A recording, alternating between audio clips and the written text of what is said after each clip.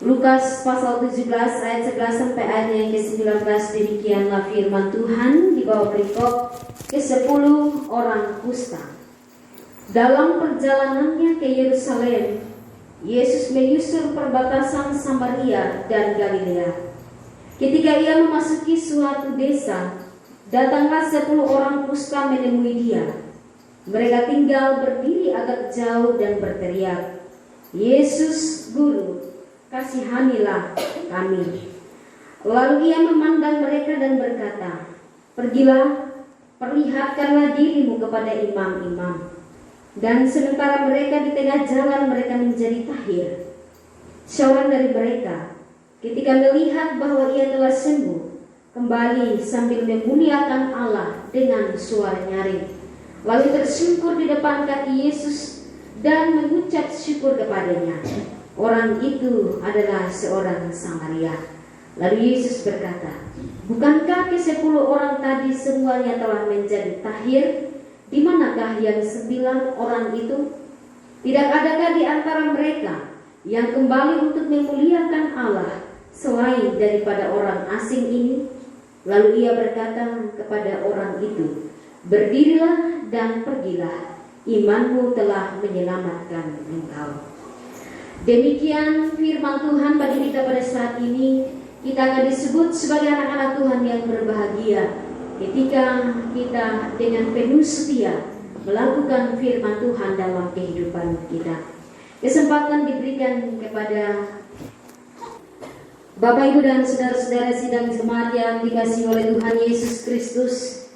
Kita akan merenungkan firman Tuhan di minggu terakhir bulan keluarga pada saat ini. Sekali lagi temanya adalah keluarga yang bersyukur.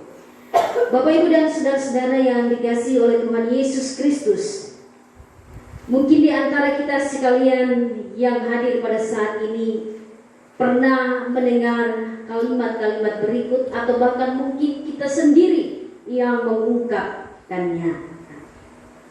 Bangun pagi dan bisa menikmati udara segar, itu adalah berkat Tuhan. Sehat itu adalah berkat. Bisa makan dan minum walau seadanya, itu adalah berkat Tuhan. Bisa beraktivitas, itu adalah berkat. Bisa sekolah, bisa kuliah, itu adalah berkat. Bisa kumpul dengan keluarga, itu adalah berkat, dan lain sebagainya. Apakah kita setuju dengan ungkapan-ungkapan ini? Apakah kita melihat semua itu sebagai berkat Tuhan di dalam kehidupan kita? Ataukah sebaliknya, itu hanyalah hal yang biasa-biasa saja? Bagaimana cara pandang kita terhadap kehidupan ini akan menentukan sikap kita kepada Tuhan. Demikian pula dengan ungkapan syukur. Ungkapan syukur kita kepada Tuhan itu juga akan sangat tergantung pada bagaimana cara pandang kita untuk setiap hal yang kita alami, kita nikmati di dalam kehidupan kita. Bapak, Ibu, jemaat yang dikasihi Tuhan, dalam nats perenungan saat ini kita juga melihat bagaimana ungkapan syukur dari seseorang yang telah disembuhkan dari sakit kustanya. Nah, kisah penyembuhan 10 orang kusta ini terjadi ketika Yesus berjalan menyusuri perbatasan Samaria dan Galilea. Dikatakan dalam bacaan tadi bahwa orang-orang kusta itu berdiri agak jauh. Mengapa? Karena memang ada hukum yang berlaku bahwa mereka harus bersikap seperti itu, yakni tidak bisa dekat-dekat dalam berelasi dengan sesama. Nah, tentu jarak ini sangat menyiksa kehidupan orang-orang, dalam hal ini penderita kusta pada saat ini. Ya. Hal ini bukan hanya sekedar persoalan sakit penyakit yang sepertinya sudah tidak bisa untuk disembuhkan, tetapi juga terletak pada keterputusan hubungan atau relasi dengan sesama. Mereka tidak hanya mengalami penderitaan secara fisik, tetapi juga secara psikis. Sehingga dalam keadaan yang demikian, hanya belas kasihan yang mereka harapkan.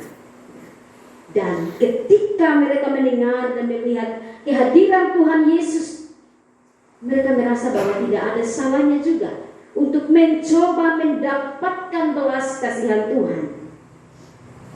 Dan dalam bacaan ini, Yesus tergerak oleh belas kasihan. Yesus tidak berkata banyak, hanya sebentuk kalimat, "Pergilah, perlihatkanlah dirimu kepada imam." Dan kemudian di tengah jalan mereka pun menjadi akhir. Bapak Ibu jemaat sekalian, di sini kita dapat melihat dua gambaran yang berbeda. Ada orang yang tahu berterima kasih atau tahu bersyukur, dan ada juga yang tidak berterima kasih. Ketika Tuhan Yesus menyembuhkan 10 orang kusta ini, hanya ada satu orang yang kembali kepada Yesus untuk mengucap syukur, berterima kasih untuk kesembuhan yang ia alami. Sementara yang 9 orang lainnya, jelas tadi di situ pada ayatnya yang 17-18, Tuhan Yesus mempertanyakan di mana mereka. Entah apa yang menjadi alasan pada saat itu sehingga mereka tidak kembali bersyukur. Tetapi yang jelas, salah satu dari antara mereka, yaitu orang Samaria, kembali untuk mengucap syukur kepada Tuhan. Bapak Ibu jemaat yang dikasihi Tuhan, dari bacaan ini kita dapat melihat, dari 10 orang hanya satu yang bersyukur, hanya sedikit yang bersyukur. Dan dalam kenyataan kehidupan keseharian sebagai orang-orang Kristen, hal seperti itu pun seringkali terjadi.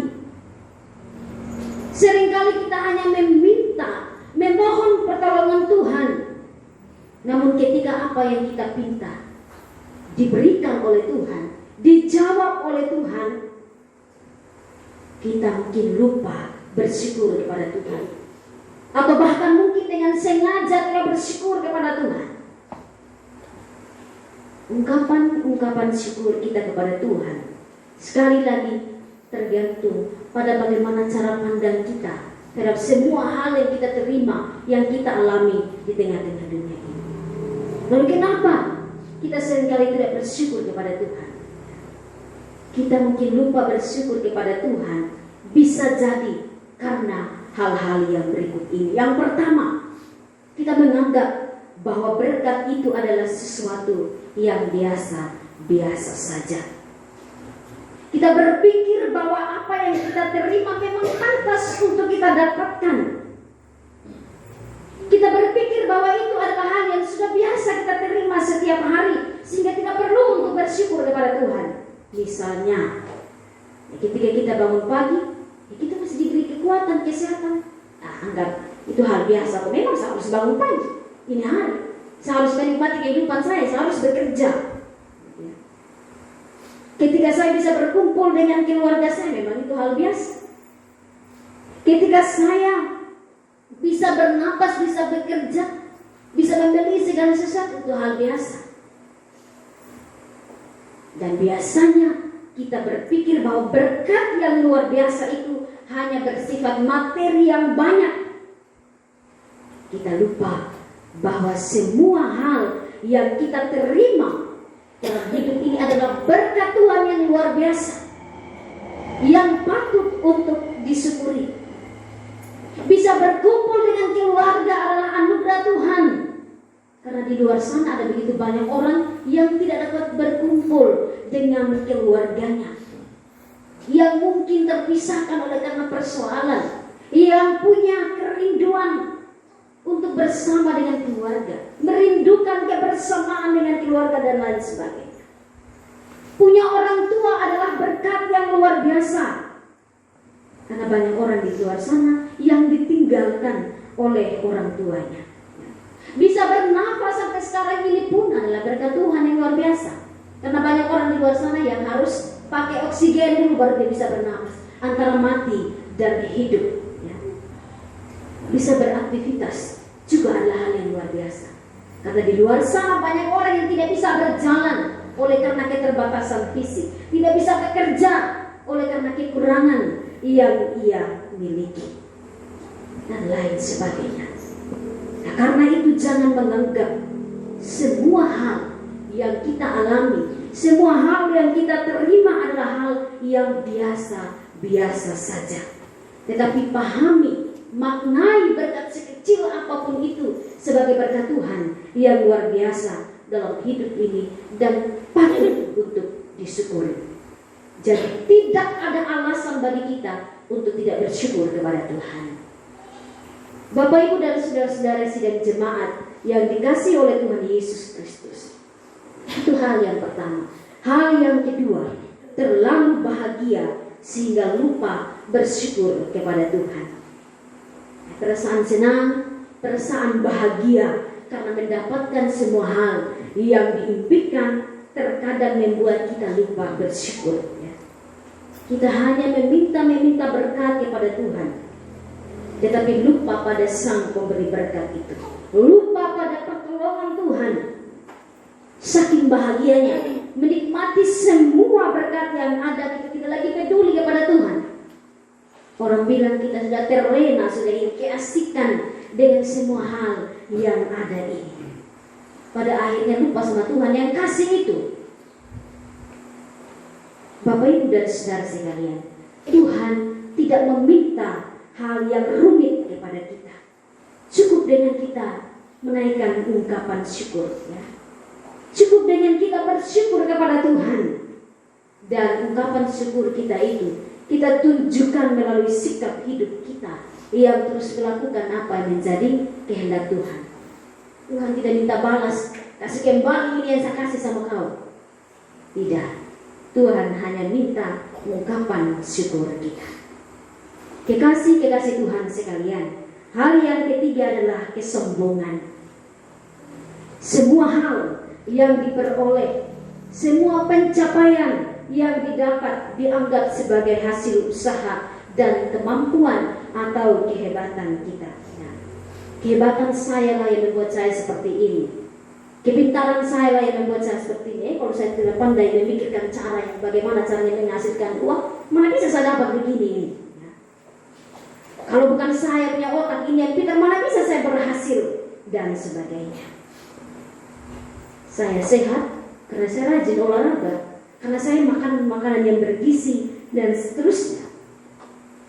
Dosa kesombongan ini perlu disingkirkan dari kehidupan kita sebagai anak-anak Tuhan. Karena apa? Karena itu akan menjadi penghalang bagi kita untuk menaikkan ungkapan syukur kepada Tuhan.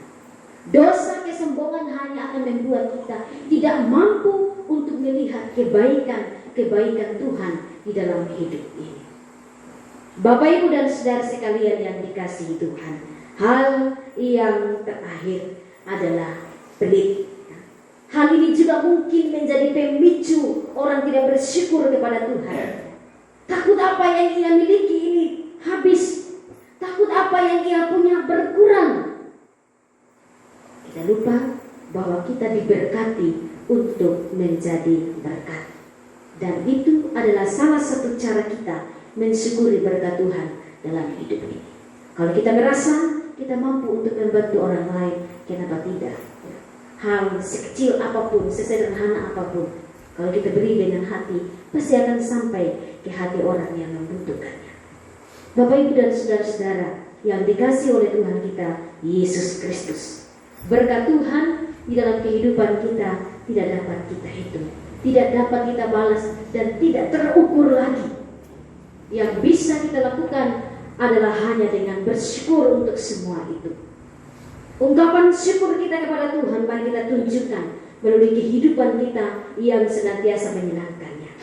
Dan hidup yang penuh syukur hendaknya dimulai dari kehidupan keluarga kita. Sehingga keluarga kita boleh menjadi keluarga yang bersyukur. Jadi pendidikan iman Kristen dalam kehidupan keluarga menjadi sesuatu yang sangat penting bagi setiap anggota keluarga. Dan salah satu hal yang perlu diajarkan adalah bagaimana bersyukur kepada Tuhan sebagai pemberi berkat ini. Oleh karena itu, biarlah kita boleh menjadi keluarga Kristen yang sejak dini menanamkan pentingnya nilai-nilai ungkapan syukur dalam kehidupan kita. Menanamkan dan mengenalkan apa saja berkat Tuhan dalam kehidupan keluarga yang harus disyukuri. Apa saja perbuatan-perbuatan besar Tuhan yang senantiasa dinyatakan dalam kehidupan keluarga. Ya. Keluarga kita sekarang ini senantiasa berjumpa dengan berbagai kenyataan hidup. Ada kalanya kita gembira, ada kalanya juga sebaliknya. Dan di tengah berbagai keadaan itu, mari kita bersyukur sebagaimana yang dikatakan dalam nats pembimbing tadi ya. 1 Tesalonika 5 ayat yang ke-18, bersyukurlah dalam segala hal, karena itulah yang dikehendaki Tuhan dalam hidup ini. Dan dalam petunjuk hidup baru tadi, kita juga diminta untuk bersyukur untuk perbuatan Tuhan di dalam kehidupan kita. Orang yang mampu bersyukur kepada Tuhan adalah orang yang memiliki kerendahan hati serta melihat secara sadar bahwa apa yang diterima dalam hidup adalah anugerah Tuhan yang luar biasa. Tuhan memberkati kita dengan firman-Nya. Amin.